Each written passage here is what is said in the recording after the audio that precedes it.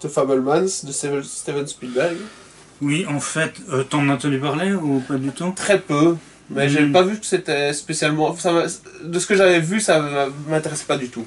Très inspiré de son histoire à lui. Ouais. C'est ça, c'est ça, avec ça sur un gosse et... un gosse qui se passionne pour le cinéma. Oui, ok. Et qui va devenir... C'est ça, ça m'avait donné l'impression que Spielberg, se faisant vieux, quoi, on va dire, veut se faire un peu... veut se raconter un peu, quoi, oui, effectivement. Ouais. Donc c'est presque un biopic, mais ça s'appelle pas de Spielberg, ça s'appelle de Fabelman. Ok, ce sera famille, quoi, en gros.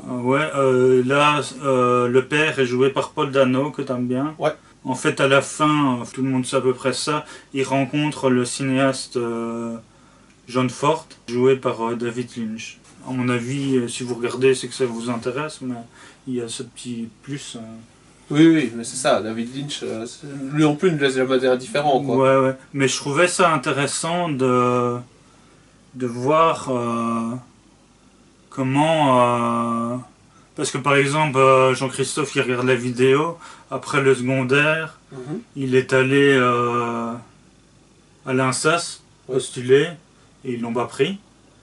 Mais quand tu vois Spielberg, en fait, depuis sa plus tendre enfance, il a fait des films amateurs. C'est ça. Donc à mon avis, Jean-Christophe a peut-être raté parce que... Donc parce qu'il nous écoute là, mais peut-être raté parce qu'il n'a pas essayé de faire des films amateurs. Je sais pas, je serais assez d'accord avec toi en général, mais je dirais que c'est pas ça dit que chaque parcours artistique est très différent et que tu peux pas tirer une généralité complète par rapport à ça, mais que toi, je pense la même chose pour le dessin ou pour la graphique, pour les choses comme ça. La plupart, je pense, de ceux qui percent quoi, dans les arts graphiques, parce que j'ai connu quelques dessinateurs et autres, font ça depuis leur toute tendre enfance et c'est quelque chose qui est omniprésent chez eux, quoi. Qui se perfectionnent pas à 16 ans, 18 ans, mais qu'ils sont déjà en train de se perfectionner, c'est-à-dire d'avoir un niveau déjà très haut dès 12 ans, 13 ans maximum, voire parfois avant, et que pour les films, je suppose que ça doit être comparable, au moins dans la passion du cinéma et dans la façon de se filmer tout et n'importe quoi, et donc de faire de la merde, quoi, mais être très jeune, pour après, en fait, avoir... que ce soit une seconde nature, quoi. Et que dans beaucoup de cas, je pense que c'est le cas, que c'est ça, de ce que j'ai entendu, même en cinéma aussi, c'est quand même le cas, effectivement, que la plupart, en fait, sont passionnés par ça depuis très très jeunes, ils sont sûrs d'eux-mêmes sur le fait que c'est leur passion depuis très jeune. Pas forcément qu'ils se disent je vais en faire un métier, mais que ça fait partie d'eux, quoi, de pouvoir s'exprimer comme ça. Donc oui, je crois quand même qu'il y a quelque chose de ça dans beaucoup, je dis pas tous, et je dis pas que c'est ça qui est déterminant dans tous les cas, mais que dans pas mal de cas, effectivement, c'est quelque chose qui est déterminant, qui me fait basculer le truc pour en faire ton métier et pour avoir un plus par rapport aux autres, quoi. Oui, je suis assez d'accord. Ouais, mais bon, je veux dire, moi, c'est peut-être le fait qu'à 18 ans, il aille à l'INSAS, c'est pour ça qu'il a raté, mais je dis pas que Jean-Christophe, à 50 ans, va faire un film et que ça va être super, quoi. Non, c'est ça, mais pour être pris à cet âge-là, effectivement, c'est pour ça que je pense en général, les aspirations artistiques, c'est pas quelque chose qui s'improvise, c'est pas quelque chose que on peut dire, ok, je fais ça comme hobby, et ce hobby, je vais pouvoir le faire comme étude, et puis comme métier, mais en tant que tel, ça m'a jamais pas trop passionné, et c'est pas quelque chose qui est... comme je disais, s'improvise, mais en général, c'est quelque chose vraiment qui est une seconde nature, quoi. La plupart du temps, c'est quand même le cas. Donc de nouveau sans jugement sur sur comment sur la vie de chacun, parce que chacun ça peut se vivre très différemment, quoi, mais que oui, je pense aussi qu'il y a quelque chose de ça. Et donc là ça montre que Steven Spielberg en gros était intéressé par les films depuis très très très jeune, quoi. Oui, donc il a son premier film amateur, c'était essayer de reproduire une scène d'un film où il y a un train qui déraille. Et en fait, il a refait un film amateur avec des petits trains sur un rail de jouets, quoi. Et il a fait ça, c'était son premier film amateur. Et à peu près tous les étés, il faisait des films avec les gens qui étaient au scout avec lui. Oui, c'est ça. Et pareil, j'ai déjà entendu des choses comme ça, qu'il y avait des gens qui n'avaient pas de budget, mais qui déjà adolescents essayaient de faire des longs métrages en filmant... une fois par mois, tous les week-ends, ou des trucs comme ça, en réunissant les mêmes personnes et en essayant de faire quelque chose avec ça. Ça donnait des résultats en général assez horrible si tu compares à un film professionnel, mais par contre ça donnait une formation en fait, et ça donnait quelque chose de... Déjà une sorte d'identité en fait, artistique, ouais. Mais par exemple, celui qui a fait... j'ai vu une interview de celui qui a fait Chien de la casse, et son premier film, en fait, c'était en film dans le supérieur, dans le cadre de ses études. Il n'avait jamais fait de film avant, quoi. Ouais. Mais pendant ses études, il a fait plusieurs films, quoi. Donc il n'est jamais trop tard pour... non, certainement. Jean-Christophe peut nous faire un chef-d'œuvre à 60 ans. C'est tout à fait possible. Ben voilà. Beau et Safred de Ari Aster. Ari Aster, c'est son 3e film. Et il avait plutôt fait des films d'horreur, Hérédité et Midsommar. Je sais pas si t'as vu ou t'as entendu parler de ces films-là. Hérédité, son premier film a été comparé à L'Exorciste, mais... Ah, Hérédité, je vois ce que c'est. Ouais. Sabo, il s'est Fred, c'est en long métrage, mais il avait fait un film un peu dans le même genre, en court métrage, quoi. Oh, d'accord. Et là, c'est avec Joaquin Phoenix. Ouais. C'est un film de 3 heures, je crois. Il a rendez-vous avec sa mère qui habite assez loin de chez lui. Et en fait, sur son parcours, il va tout le temps lui arriver des merdes. Ouais. Ça va durer. Mais il y a beaucoup de scènes fantasmées, tout ça. Okay. En fait, le gars est paranoïaque ou... schizo, avancé, quoi. Et on est à peu près sûr que la plupart des choses qu'on voit sont fantasmées, quoi. Ok. Donc c'est ça. L'intérêt, c'est aussi d'avoir du déraillage complet parce que c'est... Mais quelque part, c'est un film d'horreur aussi. Oui. Mais parfois, c'est comique et parfois, c'est plutôt triste, quoi. Ouais. Ok. L'interprétation de Joaquin Phoenix, toujours aussi excellent. Ouais. Et meilleur donc que Napoléon, largement. Ouais. Ok. Alors, on arrive à Infinity Pool de Brandon Cronenberg, qui est le fils de David Cronenberg. Et comme je t'avais dit tout à l'heure, je trouve que Brandon Cronenberg est au moins des niveaux de Juliette de Corneau. Oui. Enfin, je sais pas si c'est un compliment pour tout le monde, mais...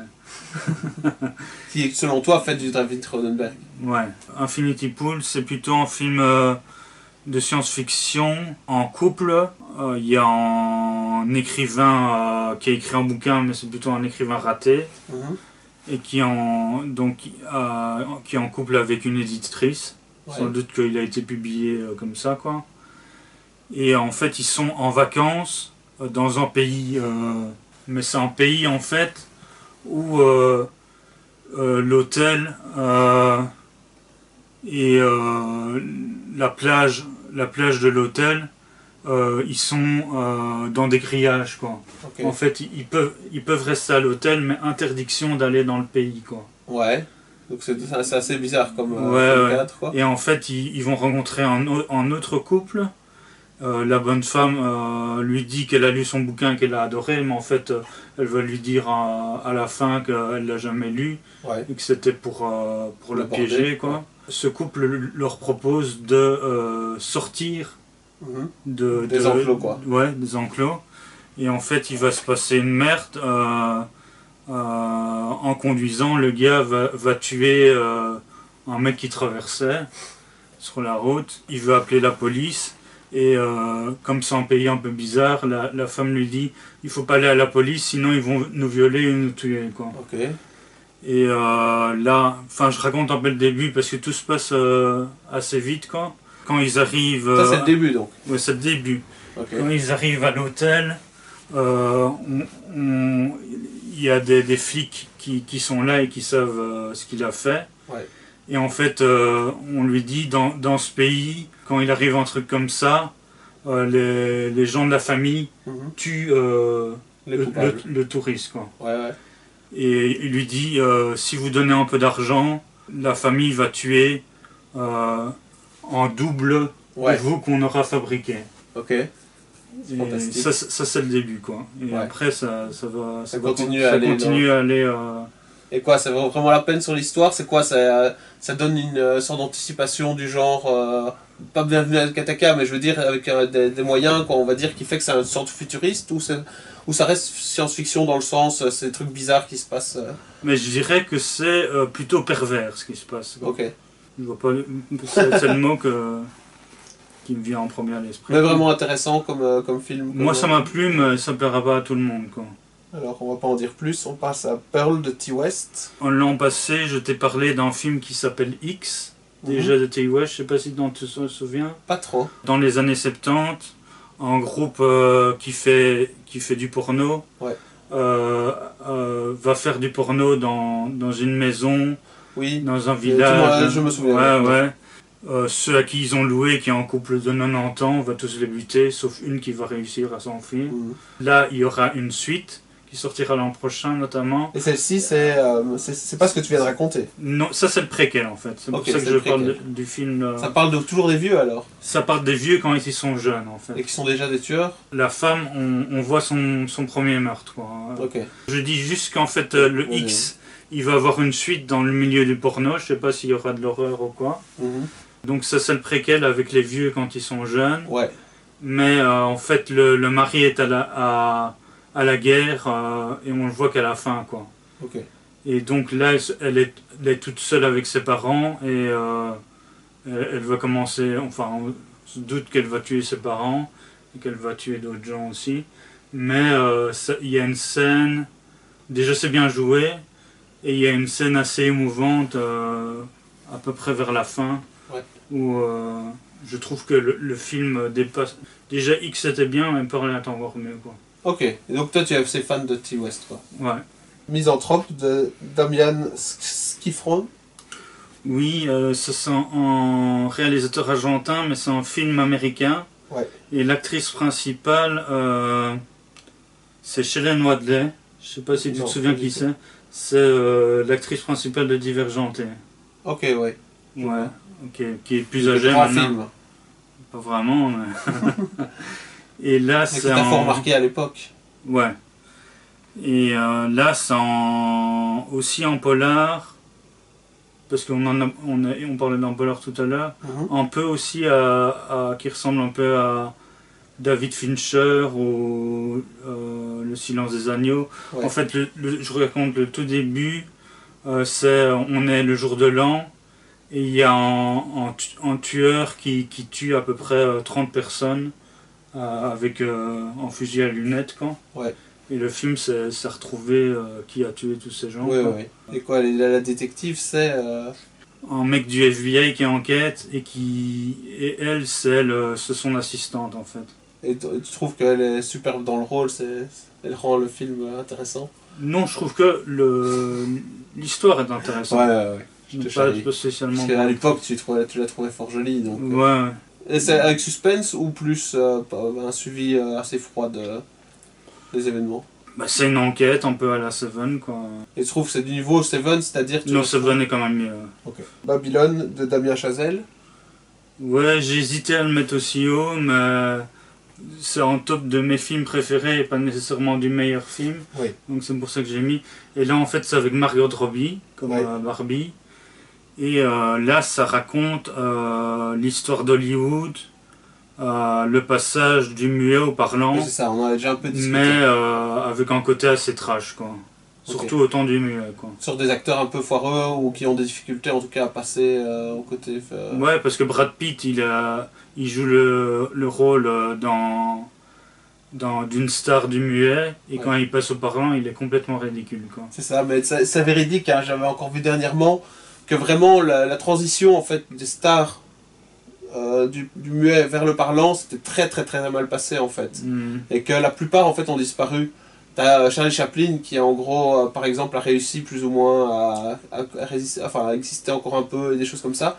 Mais vraiment la quasi-totalité des plus grosses stars hollywoodiennes ont échoué ou ont dû vraiment réduire leur célébrité, quoi, pour continuer à être à l'écran, quoi. Mais qu'il y a eu effectivement, soit pour des questions d'accent, soit pour des questions de ton de voix, soit pour des questions de jeu, en fait vraiment des différences énormes, et que c'est des autres stars qui sont arrivés sur le devant de la scène. Donc c'est effectivement ce moment-là a été traumatisant pour beaucoup d'acteurs, quoi. Non, le côté trash c'est plutôt au début. Et ça devient même au fur et à mesure que le film avance, ça devient assez triste, quoi. Mais voilà, le film pour toi, tu l'as apprécié pour les acteurs et tu dis c'est pas forcément le meilleur, mais pour les acteurs ou pour comment ce que tu as ressenti dans le film, ou moins pour le côté histoire, ou est-ce que tu vois qu'il y a des gros défauts, mais ou simplement tu trouves que c'est quand même un bon film, mais que tu l'as particulièrement apprécié pour certains aspects, quoi. Ça m'a ému et je trouve que c'était pas évident parce que là c'est un film assez propre. Je pense à La La Land. Ouais. Parce que moi je connais des gens qui ont adoré La La Land et qui n'ont pas du tout aimé Babylone. Ah ouais, moi j'ai essayé de voir La La Land, je trouvais que c'était pas formidable, quoi. Ouais, ok. Mais je trouve qu'il y a des rapports entre eux, quoi. Déjà dans La La Land, il fait des allusions à Chantons sous la pluie, qui est un de mes films préférés, quoi.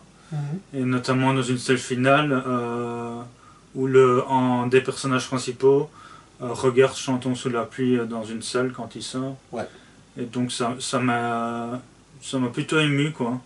Il y en a qui restent bloqués sur le côté trash de la première demi-heure, quoi. Alors on arrive à Oppenheimer de Christopher Nolan. Bah oui, de nouveau... Toi tu es grand fan de Christopher Nolan en général. Bah oui. Voilà, c'est moi mon cas. Ouais.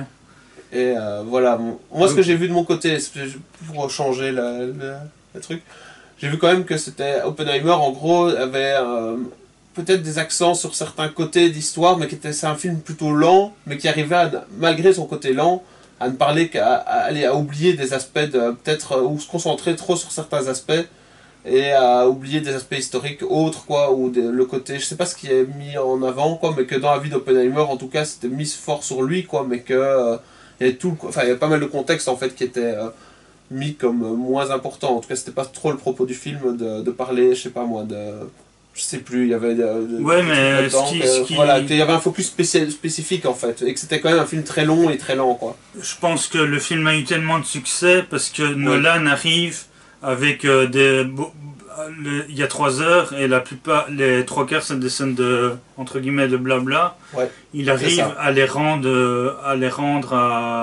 qu'il y ait du suspense, quoi. Donc même avec la musique ou la façon dont c'est monté, quoi. Ouais. Il arrive à qu'il y ait du suspense avec des gens qui font parler, quoi. Ouais, je crois que l'acteur aussi est très populaire maintenant, hein. Ouais. Donc ça joue. Mais ce qui est peut-être vrai, c'est que la bombe, on ne voit pas les conséquences sur les conséquences sur les Japonais, même quand elle explose. C'est un film très américain dans le sens, comme tu dis, la discussion et tout ça, l'aspect historique. Je crois qu'il y a des endroits filmés avec le président ou avec d'autres scientifiques, et donc des célébrités et tout ça. Albert Einstein. Il y a un côté accent sur Oppenheimer en lui-même, sur sa vie et sur les conséquences, tout ça pour lui.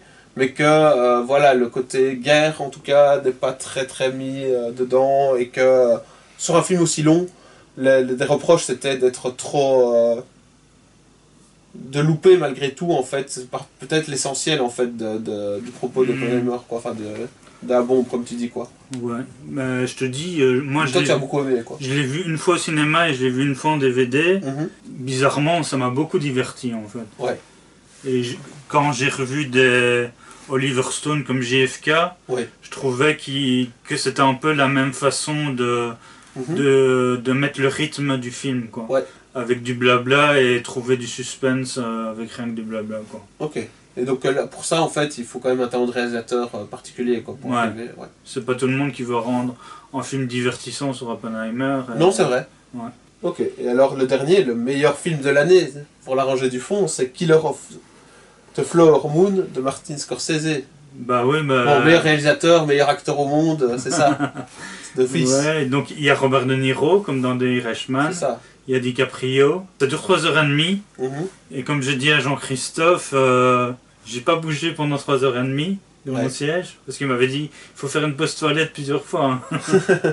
C'est peut-être pas le meilleur film de l'année, mais je suis tellement fan de Scorsese que je voulais le mettre en premier. Ouais. Tu trouves pas que quand même il continue avec les mêmes acteurs globalement, avec un De Niro qui est fort vieux, lui est fort vieux. Tu trouves pas que, du fait de leur âge, et je dis pas que c'est une mauvaise chose ou que c'est pas normal, hein, je trouve que c'est très normal, mais qu'il a fait des films de gangsters, des films très animés avant, enfin, on sait avec Le Parrain, avec d'autres choses. Le Parrain, c'est Coppola. Pardon, pas Le Parrain. Mais qu'il a fait des films quand même forts de gangsters et avec différents acteurs et basé quand même sur un côté punch, quoi, quand tu fais des films de gangsters, qu'à l'âge où il est maintenant, il continue à faire en gros des films de gangsters, mais que sur la forme et sur le propos, du fait de son âge, c'est beaucoup plus calme peut-être, et plus... allez, avec moins de... peut-être moins de ressort de ce qu'il faisait avant, quoi. Oui, c'est beaucoup moins nerveux que par exemple Les Affranchis ou Casino, mais je trouvais que la relation entre DiCaprio et sa femme, qui est, donc c'est d'après une histoire vraie, hein, ouais. Qui est indienne, et qu'en fait, à la fois il l'arnaque, et à la fois il est amoureux d'elle. Et là, je trouvais qu'il y avait quelque chose de troublant. Oui, c'est ça. Mais donc ce sont plus des films personnels qu'avant, quoi, sans doute. Où les personnages ont plus... Allez, toi, il y a plus de temps consacré à la personnalité des trucs, moins comparé à l'action avant, ou au côté nerveux, comme tu dis, où c'est pas qu'on s'en foutait de qui c'était, mais quand tu vois les enfin, Casino ou d'autres, tu sais qu'il va y avoir des conflits et des meurtres entre les personnages à un moment et que ça va péter, quoi. Ici, c'est peut-être un peu moins le cas maintenant que Scorsese est âgé, quoi. Ouais. Mais ça reste des bons films, des très bons films, et puis bon, tu trouves qu'il a encore son art, quoi, de cinéaste, de directeur ou quoi, ou que c'est mis différemment, quoi. Ouais, mais je trouve qu'il y a vraiment même des scènes qu'on n'oublie pas, quoi. Même si c'est genre...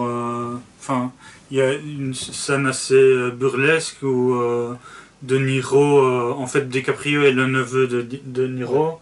Et parce qu'il n'a pas fait ce qu'il lui avait demandé, il lui donne la fessée, quoi. Alors que DiCaprio... Oui, il est largement adulte, quoi. Il a 50 ans ou... Donc, c'est peut-être trop long, ou je sais pas, ou... Enfin... Je comprends qu'on puisse pas aimer, mais... Non, mais de nouveau, je te laisse juge, je n'ai pas vu le film. Mais j'irais... ce serait pas Scorsese, j'aimerais aussi, quoi. Oui, c'est ça. Mais effectivement, c'est moins... c'est plus calme. Et ici, juste pour voir le propos du film brièvement, puisqu'on n'a pas fait. Donc, c'est d'après une histoire vraie. Il y a une tribu d'Indiens, les Osages, je crois que c'est ça. Ils découvrent qu'il y a beaucoup de pétrole. Ouais. Et ils deviennent la population la plus riche en moyenne, riche d'Amérique. Ouais. Et en fait, De Niro, alors qu'il fait ami avec eux, donc par exemple, il leur construit des églises ou des écoles. En fait, il fait à peu près marier des gens de son clan avec des indiennes. Pour prendre possession de lieux. Par exemple, il tue certains Indiens qui lui posent problème. Oui, c'est ça. Il est là avec des ambitions de gangster, en gros, pour gagner le pactole, quoi. Mais je sais pas si c'est vraiment des gangsters, mais... Ouais. Je pense pas qu'il a voulu faire un film de gangster, mais... Enfin, c'était en arnaqueur, quoi. Mais... Ok. Ouais. Mais quand même, il est pas tout seul et c'est un truc systématique, quoi. Donc c'est quand même... Ouais. Ouais, je sais pas. Quand j'ai fait le classement, je me suis dit je vais mettre Scorsese en premier. Voilà. Oui, c'est normal. Merci, Larranger. De rien, Fabrice.